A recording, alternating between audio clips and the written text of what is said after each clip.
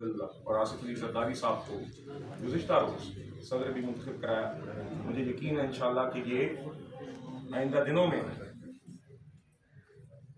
इस मुल्क में मुआशी और सियासी इस्तेहकाम का सबब बनेगा इंशाअल्लाह। जो मुआशी चैलेंजेस आपके सामने हैं, मैं इसके बारे में कुछ देर बाद चंद बातें ज़रूर करना चाहूँगा, मगर उससे पहले मैं बात करना चाहूँगा उस शोर के मतलब जो कि एक गिरोह फिर से इस मुल्क में मचा रहा है, जो कि साबिक PTI कह लें, अभी आप उसको सुन्नी इत्तेहाद काउंसिल का नाम दे दें, काम वही है, हरकतें वही हैं।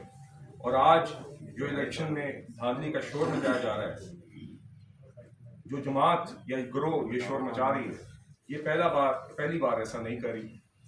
यही साहिबान या ख़ास तौर पे जो शख्स इनके सरबराह हैं, उन्होंने 2003 से ये सिलसिला शुरू किया। 2008 के इलेक्शंस का बॉयकॉट किया, 2013 में 35 पंक्चरों की बात की, 4 हल्कों की बात की, और बाद में खुद एतराफ़ किया कि उन्होंने 35 पंक्चर के मुताल्लिक झूठ बोला। खुदा पहाड़ था, तब भी ये हुआ था।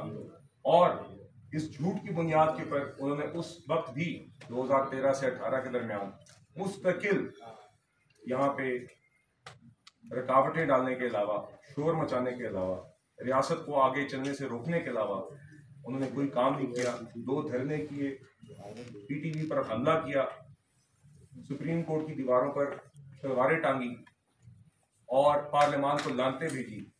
यही उनका